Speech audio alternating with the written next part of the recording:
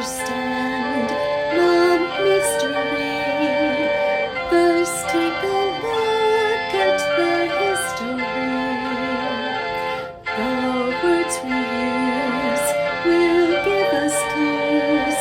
So join us now in Church Chatter.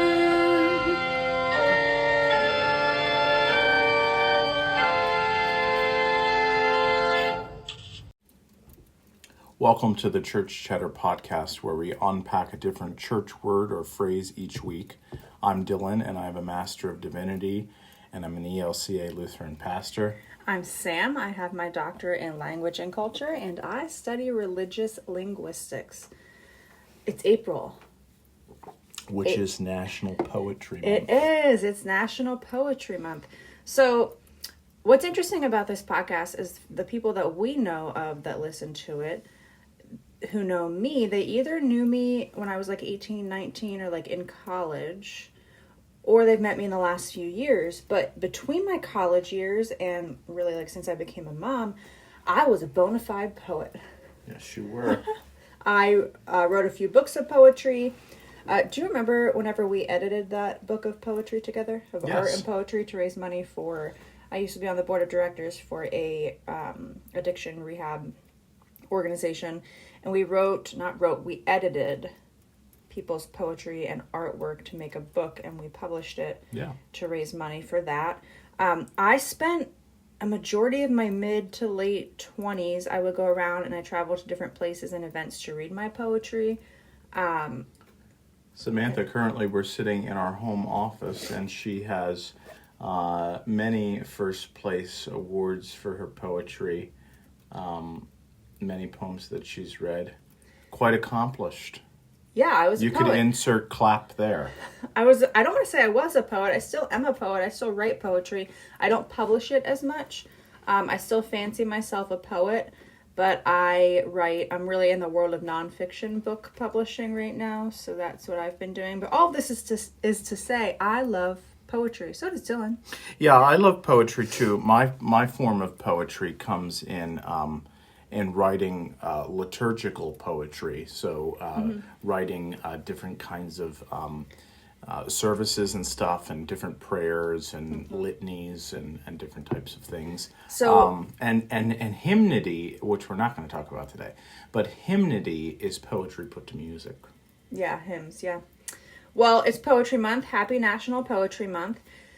This episode is all about metaphor. A big part of poetry is metaphor. We thought April would be a good month to talk about metaphor. I'm going to say this. I'm going to say a lot of bold things in today's episode, but here's one. This is kind of like the through line of our entire episode. The Bible and God 100% cannot be understood without understanding the function of metaphor. Would you agree? I would agree. All right, so I'm going to say it again. This is important. The Bible and God requires metaphor, requires it. So let's start by talking about what is metaphor. We got to start there, and then we're going to get into the metaphor and how understanding metaphor helps us understand the Bible and God. So one of the college classes that I get to teach, which is a dream come true for me, is creative writing. So let's just get dry for a moment and talk about what a metaphor is, in case you don't know. A metaphor is when we say something is something else. It isn't always factual or literally true, but it does convey truth.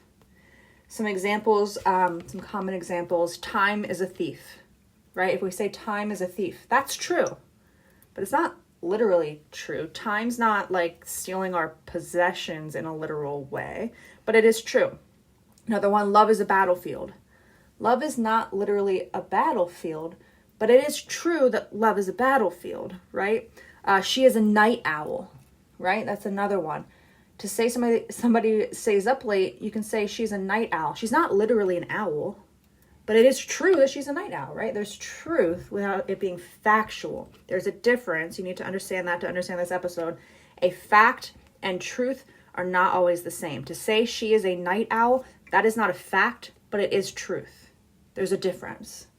Do you get what I'm saying? Oh, clearly. I know you do, but did I explain it well? Yeah, okay. Absolutely.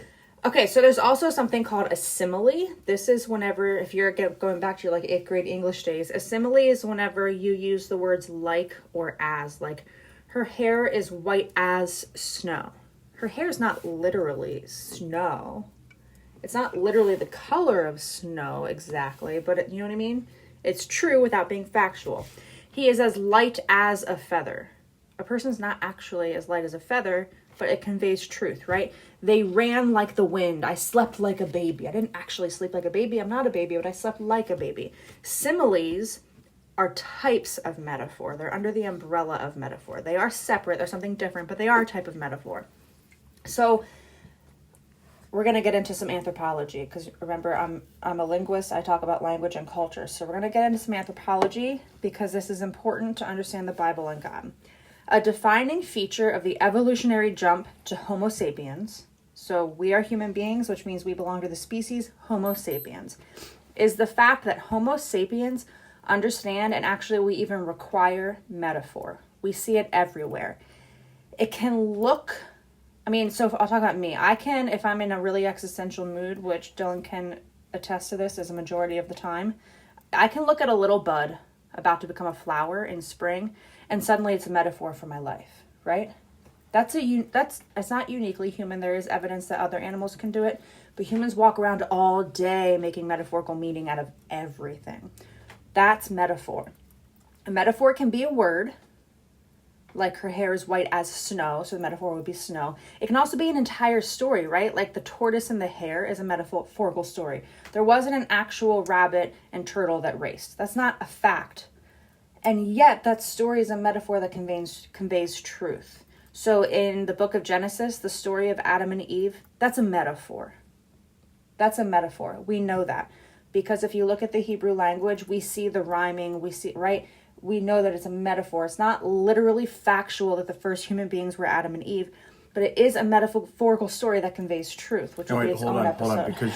Hold on, because you just kind of like, boop, you just dropped something, there. For many people that were brought up in the church, and they were not taught that the Genesis story is poetic, Samantha might have just like jarred you, like, ooh, what's going on here? Yeah, it is true. I didn't go to church. I wasn't raised in a church. So some of the stuff I jumped into religion and Christianity through a more academic, well, just go ahead. What were you going to say? Go ahead. What I'm going to say is, there is many different understandings of the book of Genesis, including the first 2 chapters.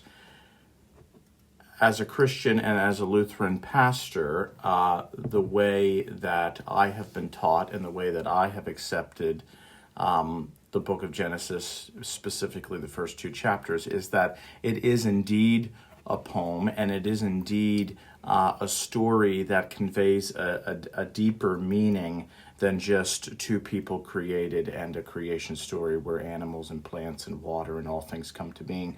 And the little bit of slight history with that is Genesis was not the first book written even for the Israelite people. It was a book written after the Israelites left and were out of Babylon, where they were enslaved, and they needed to rethink what life was like and what creation was like after being enslaved. So it was a book literally written about the creation of humanity and other things after eons of creation. To make sense of the world. To make sense of the world. There were other creation stories from other cultures and religions. There even still are. Before Genesis, there still are. It is not the first. It is a creation story that the Israelite people have accepted, and we as Christians have also accepted as a part of our tradition. But it is not the first. It's not the only one, and yet, just because it's not something that's literally true, there is deep something that is not literally a fact, there is still deep truth to it. Yeah. Is that Yes. confusing? If Genesis is something you're interested in, Pete Enns, Dr. Pete Enns is a good person to go to. He's on Facebook, he's on Instagram, but he also has books out there. Whatever, he's on a great YouTube. podcast. He's a great podcast. Whatever avenue you take, he has got audiobooks. He's a Genesis, Exodus kind of expert. So he's a good one. Yeah. Yeah. Jonah and the whale, right? Another thing that conveys truth through metaphor, but is not literally true. Jonah was not swallowed by a fish. It conveys truth about going into the darkness and then coming out, right? I mean, that's a whole other episode as well. But there's a lot of metaphorical stories. And I'm not saying that to be like, you have to read it metaphorically. But you can read it literally if you want. It doesn't do me any harm. Fine, go for it. We can talk about harm done by reading things literally too. But if you don't understand metaphor, you are going to lose a lot of the really important meaning and wisdom and truth in some of these stories. That being said, there are some factual things in the Bible. There are, right? Like some of the people who lived, some of the dates and years and times, right? And we'll talk about parceling that out at the end. So that's metaphor. Let's talk about metaphors in humans. Human beings are a species called Homo sapiens, like I said, which in Latin means wise man. And us Homo sapiens, as human beings, we evolved in a really interesting way. We have bigger brains than Neanderthals and some of the species that came before us. So we have bigger brains, right? And we have a unique voice box that lets us speak using language in a more complex way. So the evolution of our brains getting bigger and our voice boxes letting us speak in a wider range has really made us good at a couple things. Number one is abstract thinking. So we get to think about things like the past and the future and time. Also things like gods and why were we created and what are we doing here? Our brains evolved to be really good at abstract thinking. So that includes images of things that don't exist literally or physically, like time, right? We can't touch it. We can't see it directly. God, we can't touch it. We can't see it directly. And that's metaphor. Metaphor is not something that is literally, physically, objectively, measurably factual, but it's still true. So I hope you're hanging in there with me. So humans or Homo sapiens, we have evolved to be wired to think and speak using metaphor, because whenever you talk about these abstract things like gods, like time, and can you think of other ones? Just these really, like the word infinity, right? Infinity can't be actually realized. It can only be discussed using metaphor, right? Because we can never see infinity at once. We can never fully grasp it. So only metaphor can touch it. Am I making sense, or am I being really? Yeah, no. Okay. I'm thinking about love too. Love, yeah, that's can a good only one. be Emotion in general shown through really actions and stuff. I mean, we can't even say love is like this or love is like that, or yeah. because that's very difficult. Yeah.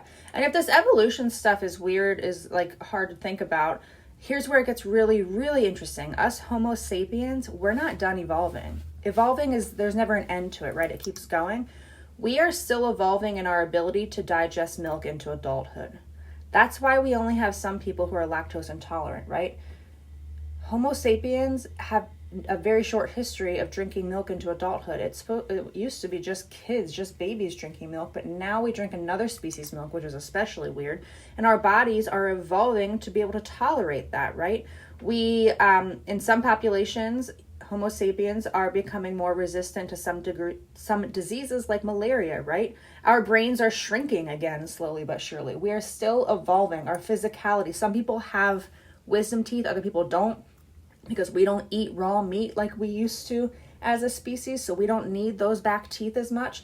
So that's why more kids are being born and then growing up to not get them and not have to have them removed, right? Our mouth is changing. We don't have enough room for our wisdom teeth to come in anymore. So a lot of people just aren't getting them, which is all really interesting, right? So we are evolving.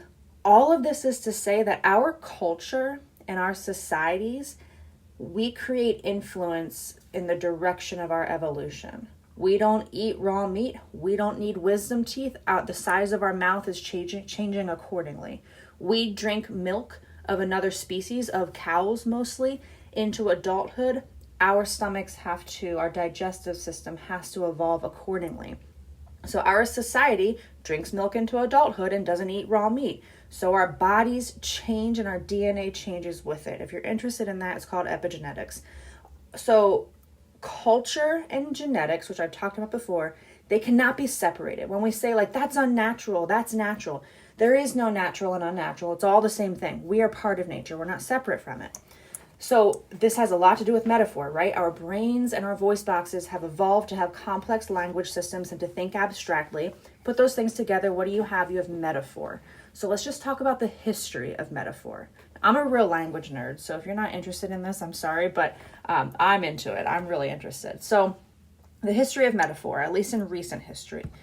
So I'm going to rush through it because I want to get to the juicy stuff, but about 500 years ago, something really interesting happened. If you're interested in history, there's a lot of scholars who think about every 500 years, there's always a huge uptick in humanity, and people theorize that we are in one of these moments right now. I feel it. I believe that to be true. But about 500 years ago, a couple of really interesting things happened. We call it the Enlightenment. Long story short, humans used to think the earth was the center of the universe.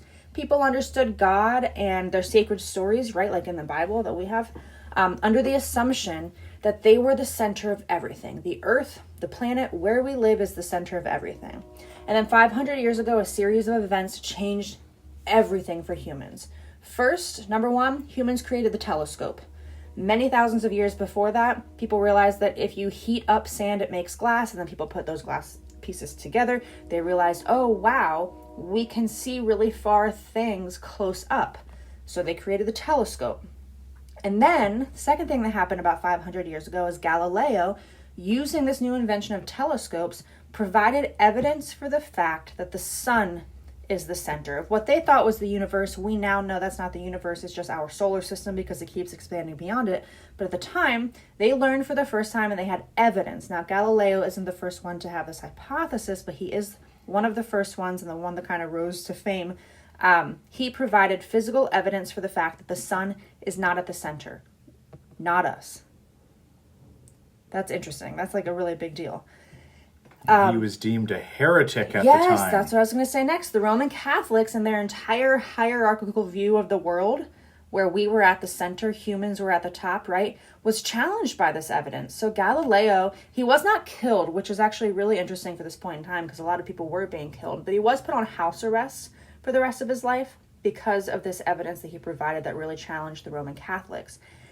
This was around the time of the Enlightenment when this new understanding of the world was taking form. I would just like to make one little quick note here, Yeah. that during the time that Galileo was living and he had these discoveries, he was indeed put on house arrest, and the Roman Catholic Church declared him as a heretic. Because, which is a dangerous thing to be back then. Which is a dangerous thing to be back then. And which is very interesting because in many Christian churches and many Christian denominations now, Galileo has an actual feast day or a commemoration day to honor him and his works that God worked through him to bring new revelations through science. And so I think in the Lutheran Church, he has a specific feast day that we remember him. And it's kind of interesting. A once heretic could in a couple years become a saint. Yeah. We're all saints, obviously, but someone who is very specific with their ability, and we honor them. Very fascinating. Yeah, it is. So all of this is happening. Galileo discovered the sun was at the center, not Earth. The Roman Catholics didn't like that, put him on house arrest. And around this time, Galileo had physical proof of something that, remember, people used to think, explain how people saw the cosmos in biblical times. Well, a lot of people looked to the Genesis story in the book of Genesis, and they saw a dualistic world. They saw they saw the earth as the center.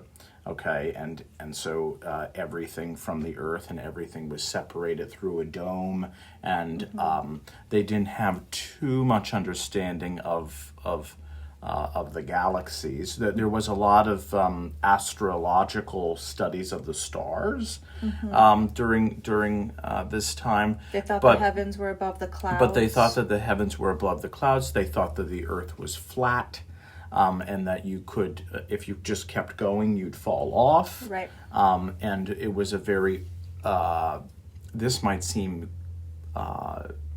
interesting now, that it was a very earth-centered universe.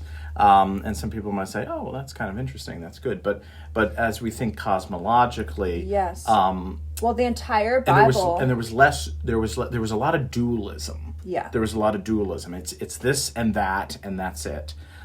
There's water and there's land and that's that. There's earth and there's heaven and there's that. Right. That's that. There's good and there's bad. There's nothing in between. So we know that the world is more complicated. Which, by the way, the Bible is like this. Everything's like this. Dillon knows that I say this all the time. It's so interesting that people are so like, I don't even know how to word it. Let me just say this. One of the things that gets me out of bed every morning is that no matter what you're interested in, no matter what it is, crocheting Afghans, or you're like me and you're obsessed with religious language, you never get to the end of it. Every single thing, it just gets more complicated. There's just more to unpack, more to unlearn. So people who were writing down these biblical stories, who were writing biblical texts, they had an understanding of an earth-centric cosmos. And here comes, and the entire Roman Catholic Church and Orthodox, but I want to talk about the Great Schism again. Oh boy, oh my. But the entire kind of faith was built around that idea of the cosmos. And here comes Galileo saying, oh no, I have proof that you're wrong. And it really puts the church into question at a time when the Protestant Reformation is already going on. So you've got the Galileo giving proof that the church is wrong. You've got the church upset and putting Galileo on house arrest. And then this was around the time of Enlightenment, when this new understanding of the world was taking form. It's called the scientific method.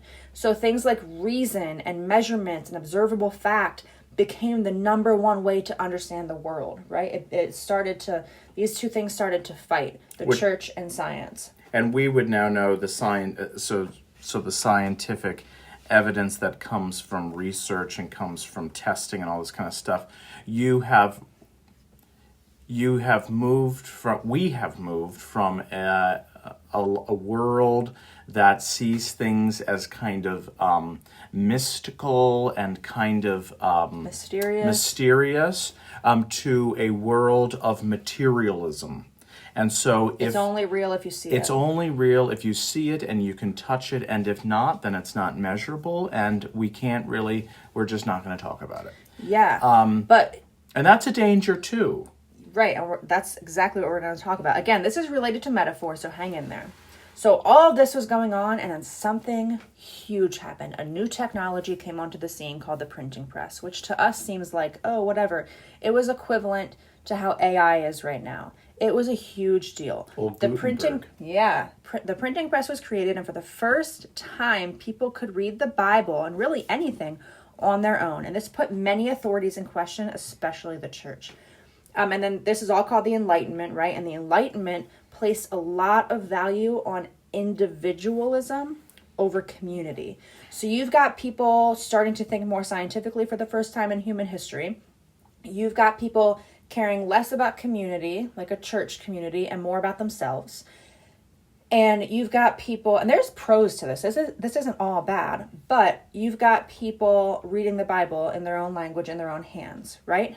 That's a lot of change in one time, learning that the earth wasn't at the center, the scientific method, individualism, the printing press, having the Bible in your home and being able to read it in your own language. That's a lot going on there, right?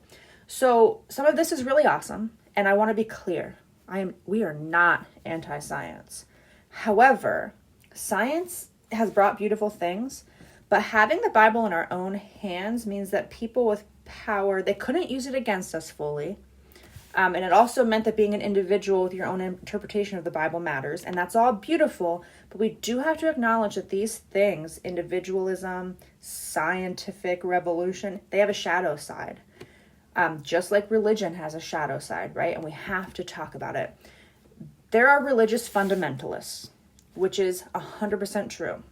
There are also science and reason fundamentalists, meaning people who believe if you cannot observe it in the physical world or measure it, it's not true, right? We thought people being able to read the Bible on their own would help people not use the Bible for power to cause harm. We see that being untrue in real time, obviously.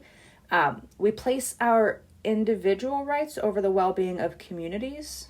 Since the post-Enlightenment especially, we think that our single-mindedness and our own desires trump everything else. That's a huge problem, right? And this is all post-Enlightenment stuff. Post-Enlightenment brought democracy, it brought some great things. It has also caused a crisis of isolation in our culture. We are so caught up in this individualism that has impacted how we read the Bible. So here's the problem. Here, let's come back to metaphor, right? The Bible was written down before all of this happened. Like 1,400 years before a lot of this was happening, 1,300 years-ish. 13. Before a lot of all this was happening. So, not a lot, before all of it was happening. So, it was written when we thought the earth was at the center. It was written before science and evidence and measuring things and absolute historical literal facts ever existed as something to think about or care about or even understand, right? People who wrote the Bible knows nothing of science. The Bible knows nothing of democracy. The Bible knows very little about individualism. It was a much more communal era of history, right? I'd actually argue that all of history up until very recently, in the past 500 years, has been more communal. But the last 500 years, we have been reading the Bible because we have it in our own language, right? For the first time 500 years ago, we have been reading the Bible through this Enlightenment lens. And as a result, we are losing the ability to understand metaphor. I know that's a lot of information. Do you think it makes sense? Well, yeah, absolutely it does. So, again, God can only be discussed using metaphor. So we can never say God is. We can only say God is like. And I'm going to explain that later. But, so I do want to say that I study linguistics, and linguistics is a branch under philosophy. So some of this might get a little bit philosophical, but I just love it. I know that you do too. So we're going to go there. Literal language cannot touch God because God is not a noun or an object or categorized in the way our language categorizes things. Our brain so to analyze means to cut apart. To synthesize means to bring back together. Our brain can do both of those, but our brain is uniquely equipped to cut apart post-Enlightenment. We're taught to cut things apart, to analyze, and very little synthesizing, which means to bring it back together. So language is a product of our brain, and our brain is a product of our culture. Our culture is obsessed with cutting things apart, with analyzing them, with categorizing, with being binary, right? This is good, this is bad. I like this, I don't like this. Instead of seeing things on a spectrum, right? So our language reflects that. Language can only categorize. It can only categorize. So I think of it like a pair of glasses, right? We were born into a post-Enlightenment. Remember, the Enlightenment was the thing 500 years ago that brought on the scientific method and reason and logic as a huge value, which has its benefits. But the moment we were born, we were handed a sort of pair of glasses. I'm going to call it the Enlightenment glasses or the science glasses.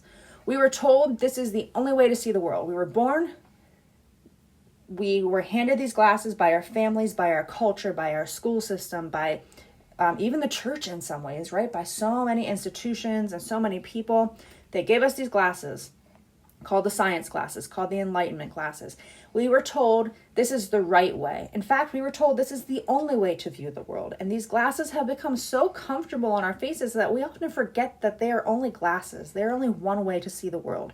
And we often will read the Bible or go to church or try to connect with God or try to realize or understand God wearing these glasses. But we forget we're even wearing them. God, I need to say this very clearly, God cannot be seen through these glasses because these glasses give us vision only through that which is measurable and literally observable, because that's what science is set up to do, to measure, to pull apart, to analyze, to observe. God cannot be analyzed. God cannot be directly observed. God cannot be measured, right? God can only be experienced. God can only be felt abstractly.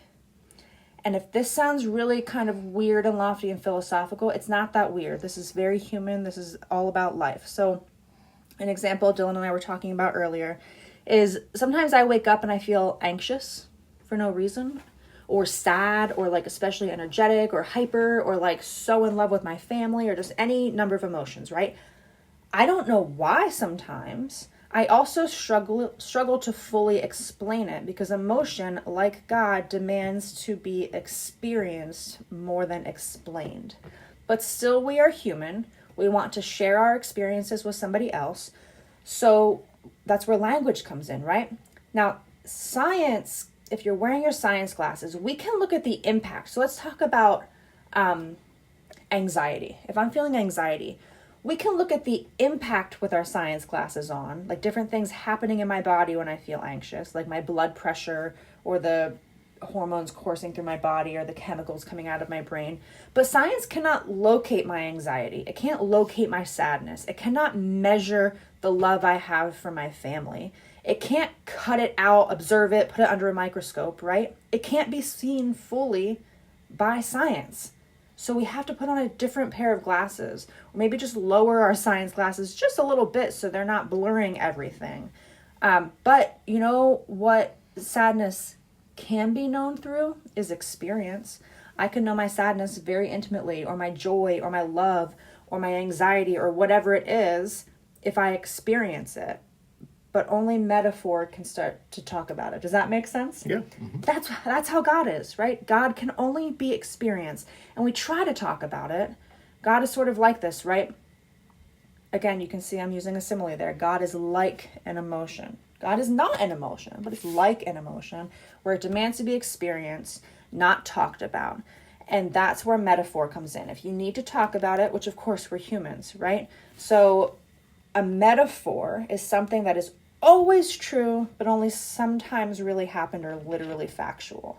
So God can only be described using metaphor. This is why God exists beyond language and isn't supposed to be described or always talked about. It demands to be experienced. I know I'm like a broken record, but I think that's important. I don't know if you're going to talk about this, but even in the early Jewish tradition, they eventually put some names and titles to God, but a lot of times when they would talk about God, they wouldn't even use God's name. They would like breathe, and to avoid turning God into an object. To avoid turning God into an object, and so they would not even pray or call upon the name of God, because it was too. You can't do that, and so you'll see even in the New Testament. I see that you're going to talk about some things here. God is God the Creator, God the Father, God the one who is mothering. You see that in the New Testament, even Jesus, you see them being, they're saying, well, they're like this, or they're like that, or they mimic this. The Lord is my shepherd. Yeah, I have a list of some. So go ahead. Well, because I see that you have the list. So first, I want to talk about metaphors in the Bible by talking about what the Bible is. We cannot come to the Bible telling the Bible what it is. We can't come to the Bible and place our high Enlightenment expectations of literalism, right? Literalism comes out of the Enlightenment and putting this scientific pressure on it. People who read the Bible only literally and never as a poem, because some of it can be read literally. And parceling that out is tricky, and that's where the fun is, and that's why people spend their lives devoted to parceling it out, right? So just join the club and enter into the mess. That's what the fun is. But we cannot read the entire Bible, Genesis to Revelation, as if it's all literally factually true. What we are doing when we read it that way is we are putting our science glasses on.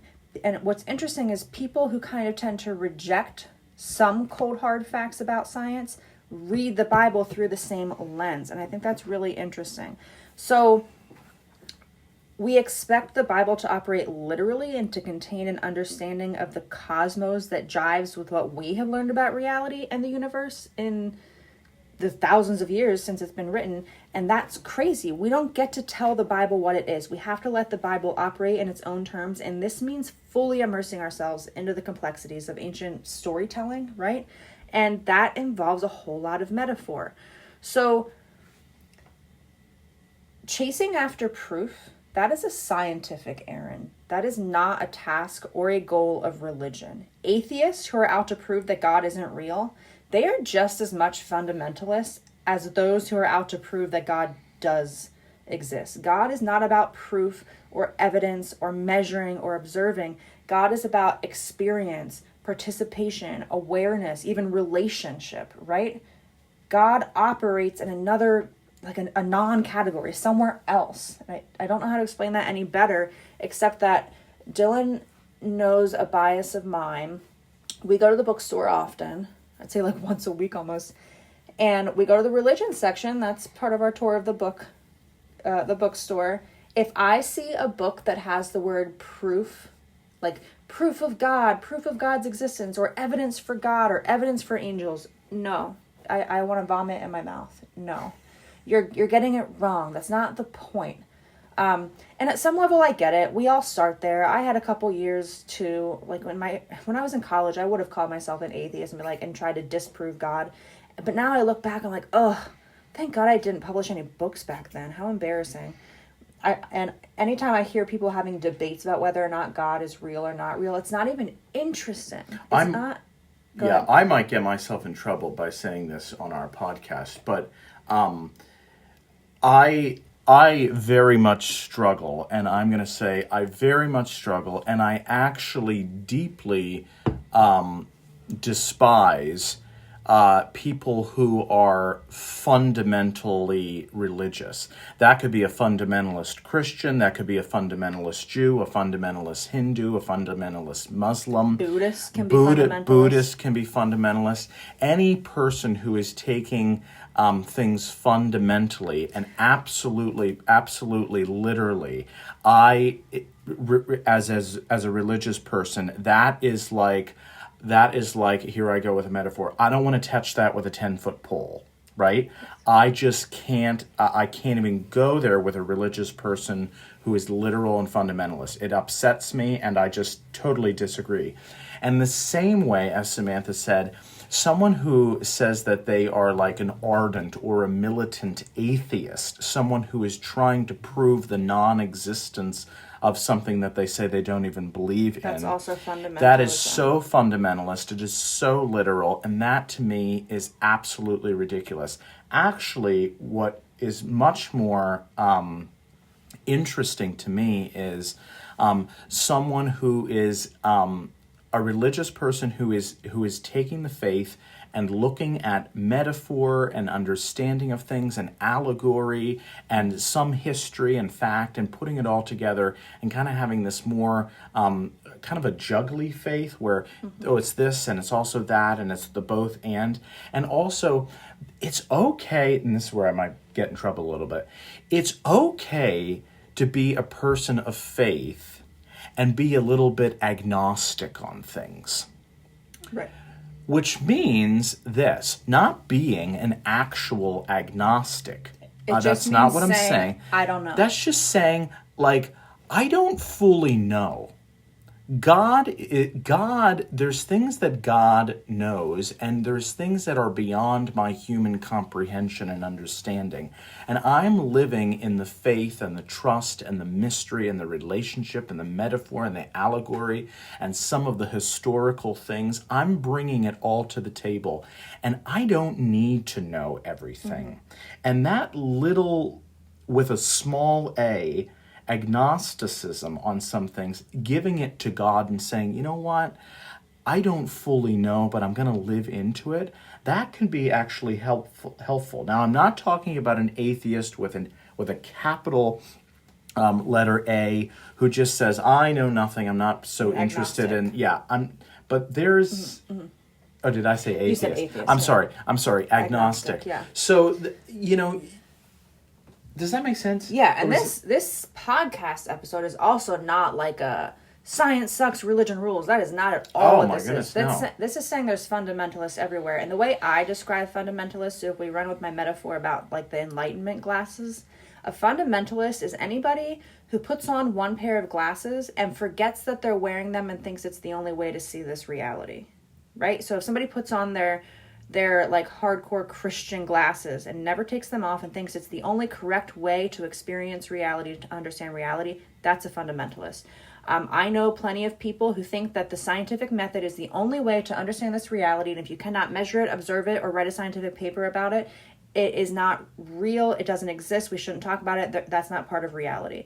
And both of those things miss a lot of the human experience here at what I call Earth School. So I think that's fundamentalism to me. It's just putting on a pair of glasses and forgetting you're wearing them and then getting mad at everybody else when they have different pairs of glasses on because their vision is different or they want to see something different. It is all right.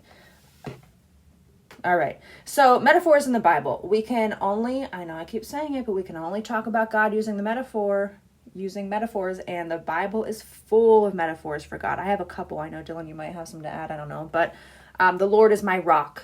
God is not a literal rock. Right? But to say is my rock is a metaphor. The Lord is my fortress, my delivery, my sun. The Lord God is a sun and a shield. The sun is not God. We are not worshiping God. We are not in worshiping the sun. We're not in relationship with the sun. Well, we kind of are, but you know what I mean. A shield. The Lord is my shepherd. God is a mother. We are the clay. You are a potter, right? God is not a literal potter. I am the bread of life. I am the vine, you are the branches. God is not an actual vine, right? It's a metaphor. It's communicating something else. The Lord is king forever and ever. Not an actual king, by the way, right? Even the image of like ascended to the right hand of the Father and God's on a throne. God's not on a literal throne. There's not a literal heaven where there's a literal throne like a king would sit on. And I mean, God help us if that's true. I'm not interested in another place with another throne. We're in the midst of watching Game of Thrones, so I'm really thinking about all of that right now too. The Lord is our judge. God is light. God is a consuming fire. That's a good one. You don't look at fire and say that is God, but God is like a consuming fire, right? A mother hen. Do you have some other favorite ones I haven't said? There's one in Hosea and one of the books of the Hebrew Scriptures, the Old Testament. God is like a mother bear who protects and cares for her cubs, and it uses the word she. God is seen as specifically the Spirit of God or the Holy Spirit. God is a pillar of fire. God is the wind that blows here and there. God is seen as wisdom, which is also seen as in the feminine. Sophia or wisdom of God, Ruach. There's actually quite a few more. Oh yeah, there's so many more. But it's God is Well, let's even take it further. Okay. Calling God Lord. Lord is a metaphor. Lord is typically referred to the master or ruler of a household. To call God Lord is a metaphor for who's the actual ruler, right? Or a land or a region. Right, yeah. Calling God Father is a metaphor. God is not a literal father. That's a metaphor. We should actually do a whole episode on why we call God is not Father. A literal mother. Right. Jesus is not a literal son of God, right? Like that's an episode. I love this one. I think we on our first or second episode, I briefly touched on why Jesus is called Son of God. We didn't do a whole episode on it because there's more to it. Yeah, and the only Son of God, which is right. Interesting.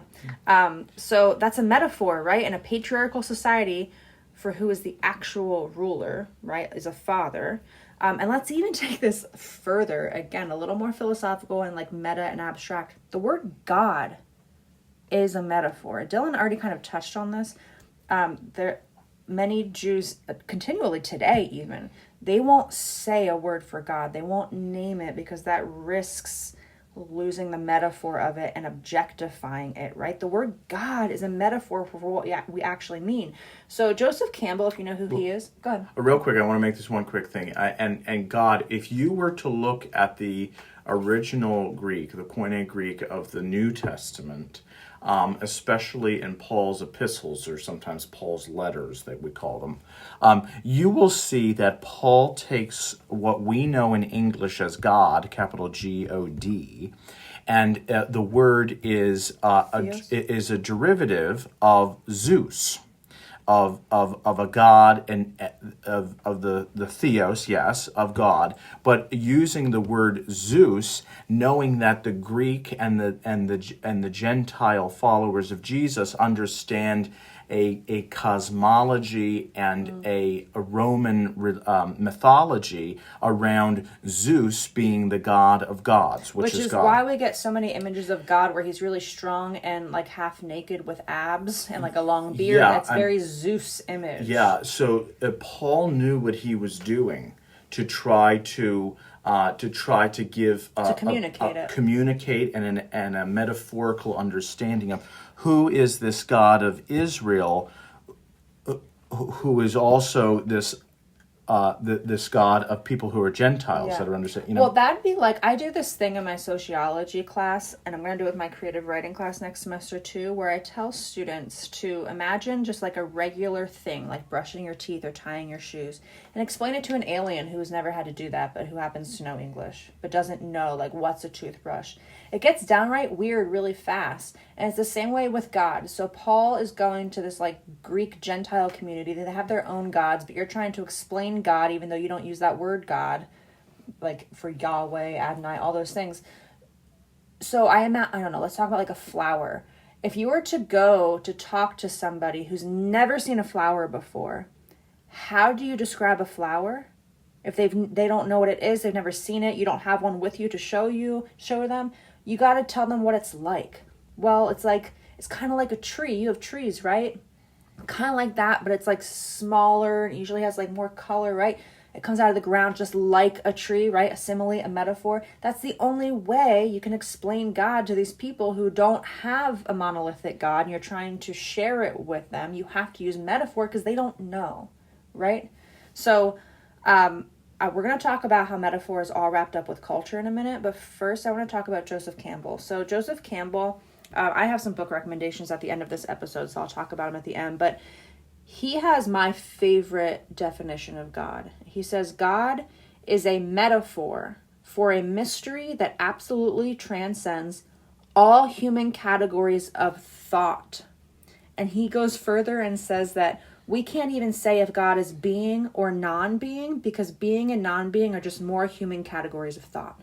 We can't even say that God is an object or not an object, being or non-being, or like exists in what realm, because those are categories that our human brain is only, our thoughts, our brain is only equipped for category. And God is a mystery that transcends human categories of thought. We can't think about God. We can only experience it. Just like we can't really think about our sadness. Thinking about our sadness or thinking about our joy actually kind of robs us of the experience of our joy. Do you know what I mean? Mm-hmm. Same way with God. We can't think too much about God, which, listen, I'm very good at thinking things to death. It's pretty much all I do. So I'm preaching to myself here where like, we got to stop thinking so hard about it because we're robbing ourselves of the experience of it because it transcends all of our categories. Mm-hmm. Do you have something to say? No, no, I don't. Okay, so let's talk about metaphor and culture. This is how language works. It cannot ever accurately explain things. It can only categorize and then be interpreted through a cultural lens, right? That's why there's lawyers, by the way. If I write a book, The agreement, so I'm writing a book, right? I'm in the editing process. It's going to come out next year. The agreement, whenever you write something and then you give it to someone else, is I wrote it as accurately as I could, but it's only language, so you can only get close to what you're trying to say. The other half of the agreement is other people are going to read it and interpret it for their own purposes. Writers do it. Lawyers do it, right? Constitutional lawyers, they're looking at the Constitution. And the Constitution, just like the Bible, by the way, is not something that every person can sit down and read. Lawyers are glorified interpreters. They're interpreting the law all of the time. So, like, the Constitution was written at a specific time, right? They didn't know that there'd be machine guns. They didn't know certain things about the future. We can't just take the Constitution, lay it on top of our culture centuries later, and assume that it will do the same job. We can't just take the Bible, lay it over our culture thousands of years later, and think that these things mean that the intention is the same. It gets really messy, right? So if this is terrifyingly abstract for you, I do want to say, Father Richard Rohr says this all the time. So God is a mystery, right? And a mystery is not something that is unknowable. It's something that is endlessly knowable. So if this word mystery scares you, it's just something that you can keep knowing on and on and on, right? It's not unknowable, it's endlessly knowable. However, metaphor is going to come up, and metaphor requires interpretation. So I'm trying to think of an example in the Bible. So like pigs, right? Pigs were a symbol for, how would you describe what pigs are a symbol for in biblical times, like in time of Jesus? Well, it depends on the people that you're talking about. So when Jesus was walking the earth and he was talking about pigs, well, if you're talking, pigs were like foolish, right? Yeah, pigs Hebrew were foolish, but to the Hebrew people, to the Israelite people, right. They were off limits to eat. They were unclean animals. Unclean, yeah. And impure, and so they wasn't a part of their diet. Right. And they weren't supposed to participate with them. And there are some stories in the Bible. I think we talked about this a couple weeks ago in an episode, but there's some stories in the Bible that bring up pigs. In our culture today, pigs don't have the same metaphorical meaning. Well, actually, they have the opposite, because I think can I just say this real quick? Yeah. Actually, they have the total. You don't have to ask. So I think it's very interesting. Let's talk about pigs. Okay. As a metaphor. As a metaphor, real quick. So if you were living over 2,000 years ago or more, and you were in the Israelite culture and the Israelite religion that would eventually become modern day Judaism, pigs were something that not only that you did not eat, but you didn't want to participate with them. They were unclean animals, and when people would talk about that or kind of put pigs in areas with those who were of the Israelite faith and culture, that was that was a big no-no. That was a taboo. There was prohibitions on pork, and there was prohibitions with pigs being unclean, and so there was that whole thing, because that culture and that religion had that stipulation. Okay, now fast forward a couple thousand years, and now you're in Central Europe. You are in what would have been the Holy Roman Empire, which is now present day Germany and Austria and Switzerland.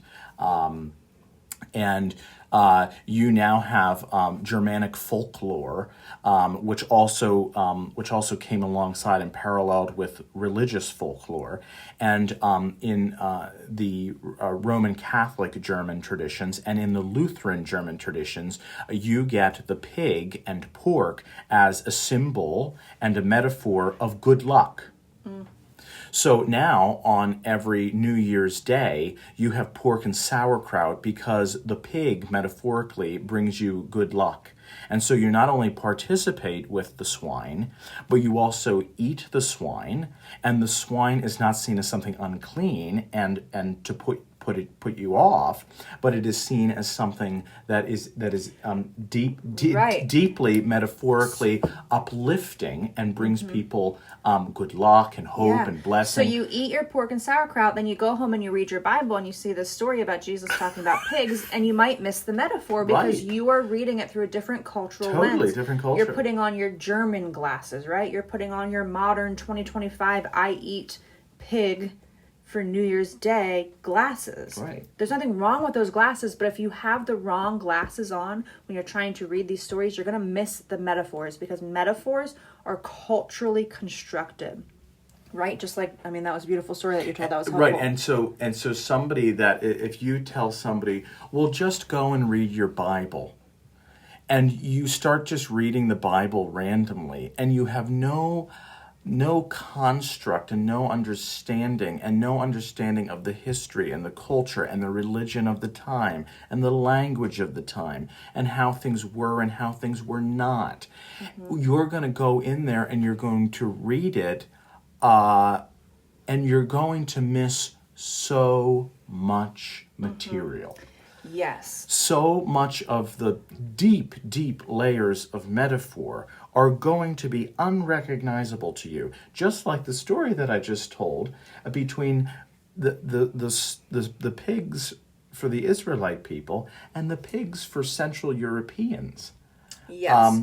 Two totally different understandings of the hog. And this is why I opened up this episode talking about the Enlightenment, because you have to remember around this time was the Protestant Reformation and the Scientific Revolution.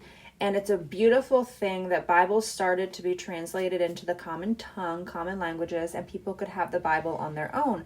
But with the rise of individualism, where people think they don't need to join together in community to wrestle with biblical stories and the history of it all and the cultural context, people are reading it by themselves, and we see this to be true today.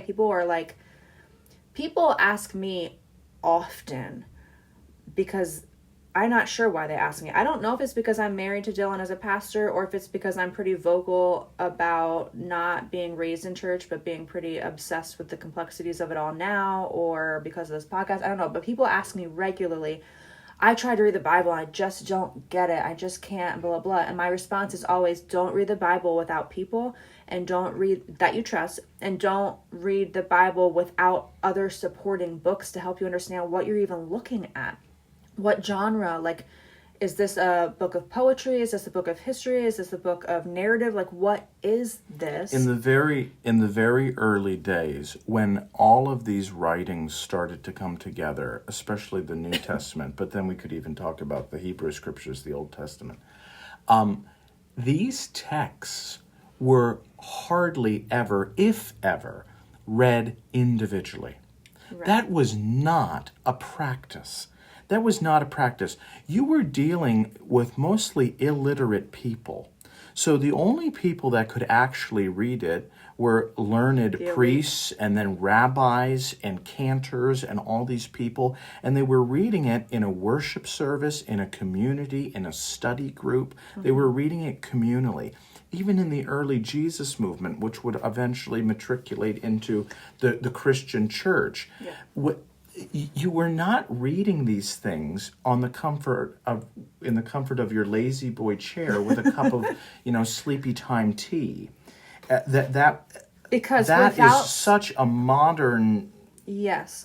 So it's really beautiful that we have Bibles at home, because that Sure. means that pastors and priests can't pull one over our eyes and use the Bible and speak about it in ways that aren't necessarily true, or at least shouldn't be interpreted.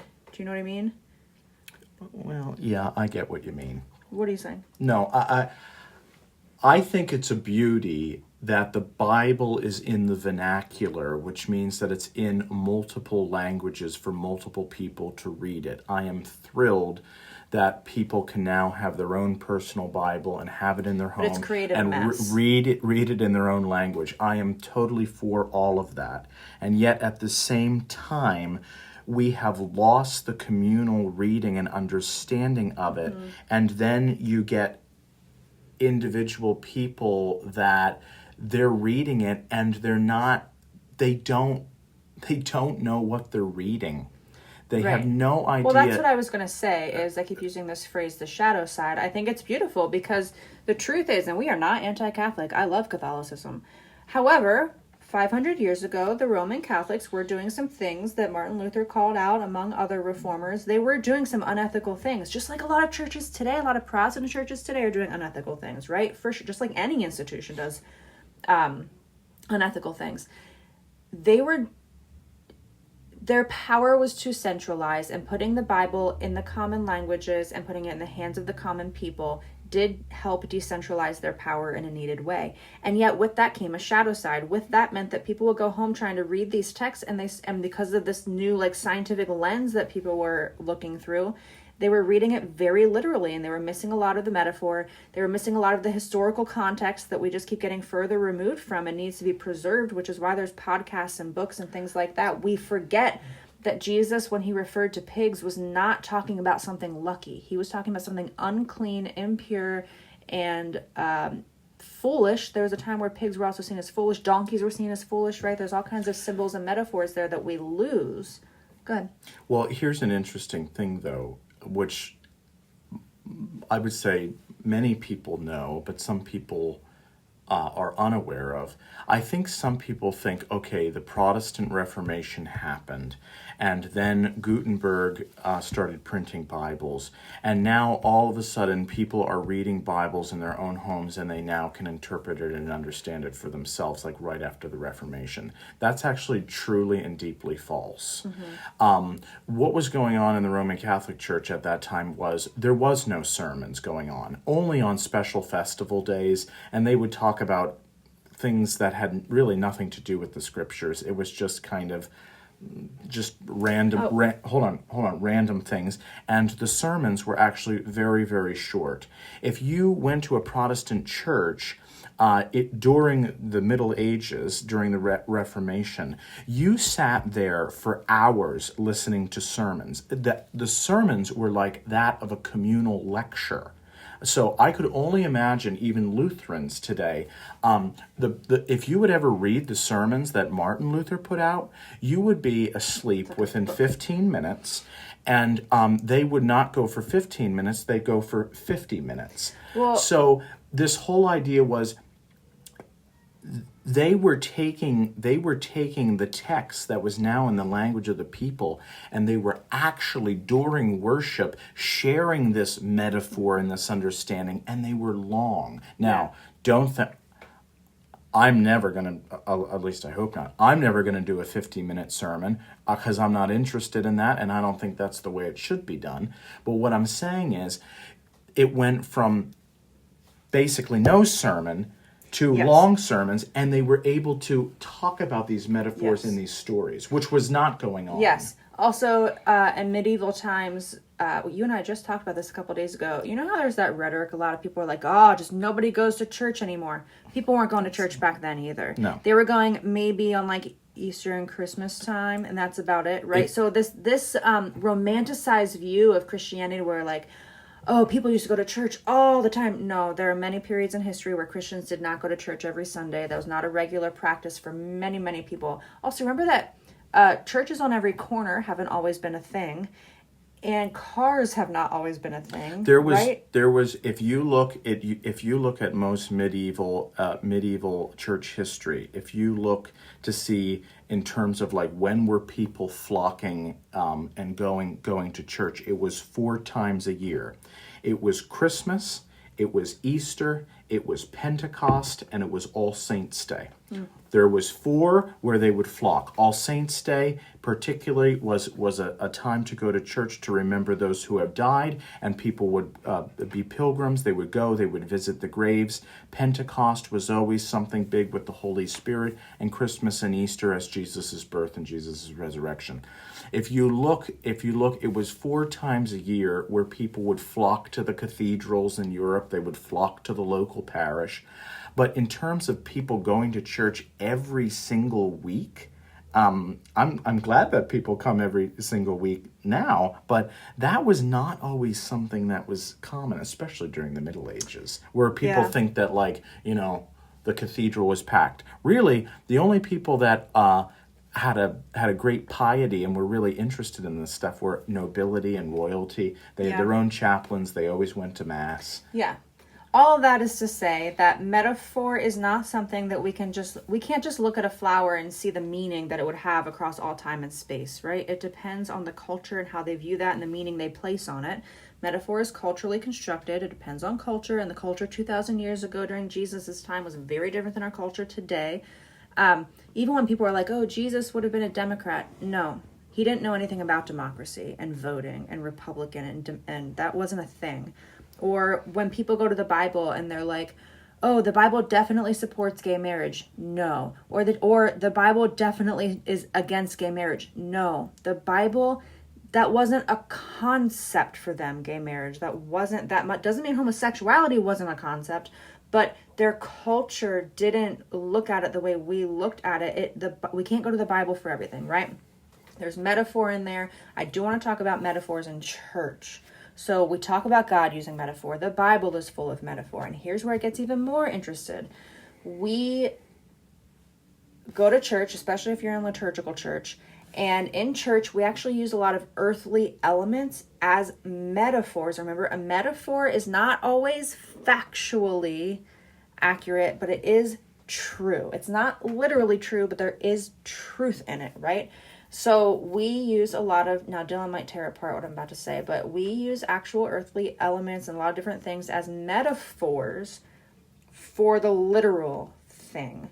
So this means in church, we believe these things to be true, but not factual, right? Truth and fact, I hope you understand by now, are two different things. Facts, that's in the world of science. Truth, though, that's about emotion and love and feeling and abstractness and experience and relationship, right? They are things that are not directly observable but can be directly experienced. So an example that Dillon and I debate about I don't have to debate, but like go back and forth about communion is about bread and wine, right? And people say that the bread and wine is, so the Lutheran Church and many other churches believe that it is truly the body and blood of Jesus. Obviously, when the priest or pastor says certain words over bread and wine, these earthly elements of bread and wine, it doesn't become literal flesh and blood that we're eating, right? When people say they truly believe it is the blood and the flesh, they are not factually saying that they are chewing on flesh and drinking blood. Unless you're Roman Catholic. Well, we're not Roman Catholic. I'm not going to speak for other churches. That is, I don't understand. Well, we don't need to go there because we don't believe that. So right. However, we do truly believe that it's blood, truly, right?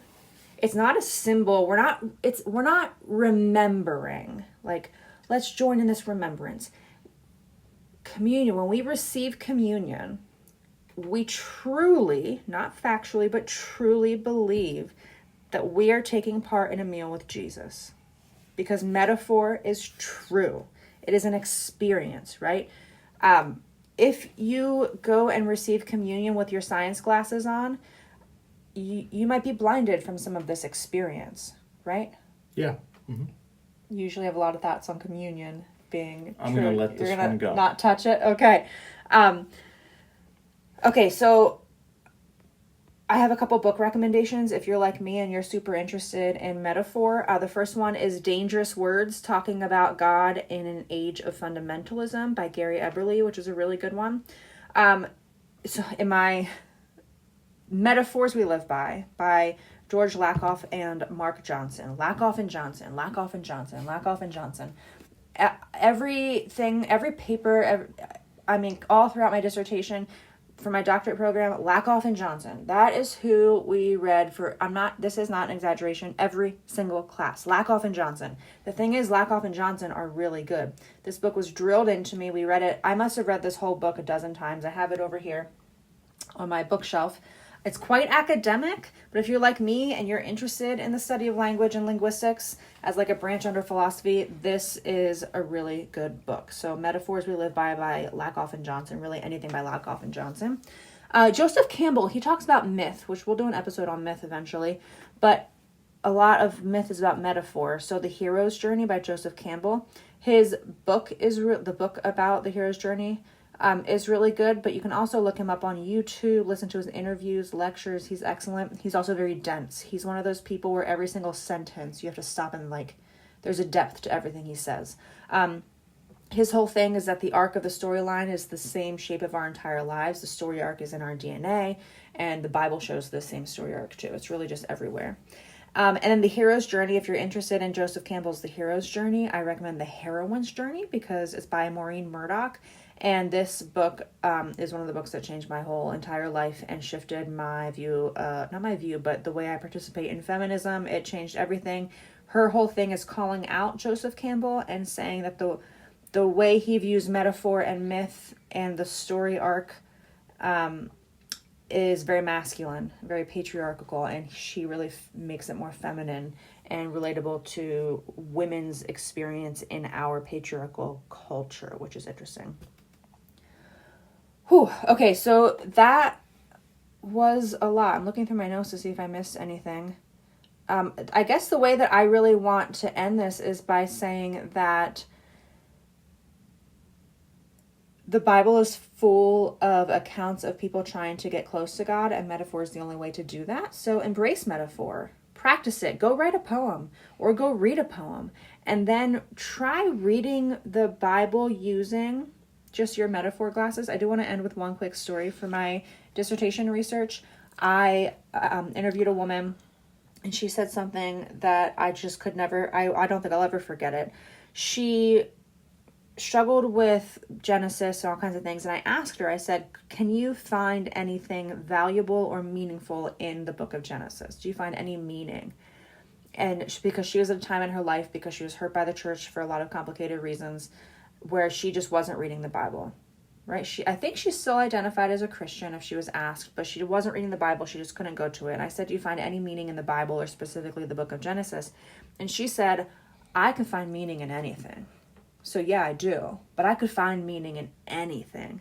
And I love that, right? Because that we're made for metaphor. So try to read the Bible wearing, take your science proof glasses off, your literalist glasses off, and put your metaphor glasses on. And I think that a lot of the stories are going to be a lot more meaningful this way for you. And then we don't get all hung up on what's historically true and factually accurate, right? This stuff can be fun to think about and debate. We do it all the time. I'm here for it. But we can also miss a lot that's right in front of us if we're so hung up on what's factual and what's not, and bring metaphor into the experience, right? Yeah. Also, if you're interested in seeking out a type of community where metaphor is all over the place, a good place to experience that. Not every community obviously is the same, but a great way to experience metaphor in both spoken word and also music is a liturgical church. And so, furniture and just the decorations, just the whole experience. The imagery of art and music and spoken word, liturgical. The colors are metaphorical. The colors, a liturgical church is going to help foster that. And name liturgical churches. Lutheran. So liturgical churches would be a Lutheran church, Episcopal. an Episcopal church, a Presbyterian church, a United Methodist church, a Catholic church, a UCC, which is the United Church of Christ, a Moravian church. Those are the types of churches. Also, Methodist? Yeah, I said United Methodist. Oh, you did? Okay. Also, although fairly conservative, the Eastern Orthodox churches, so Greek and Russian and Slavic Orthodox, they would be liturgical churches. They have beautiful liturgy and beautiful songs and beautiful art, and it invites you into the story of into the experience, seeing God and the scriptures and church tradition metaphorically, and also holding on to the rich tradition that has little sprinkles throughout of historical events. Yes, and if you go to a liturgical church where there's metaphor everywhere, the thing about metaphor, because it's culturally constructed, is you've got to go into it. And it just demands to be experienced, but it also demands to be wrestled with and explored further to see what what is the baptismal font? Why water? Why do we have candles? What are those candles up there, right? Like, these are all metaphors for parts of the story. Why do we have palms on Palm Sunday? A palm is a metaphor with a long history, right? All right, metaphor. I could do a whole podcast every week just talking about different metaphor because I like this part of linguistics. But we will stop there. Read a poem this week, or write a poem, or listen to a song. There's metaphors and songs too. That's poetry to music. And have a good week, everyone. Have a good week. To understand the mystery, first take a look at the history. The words we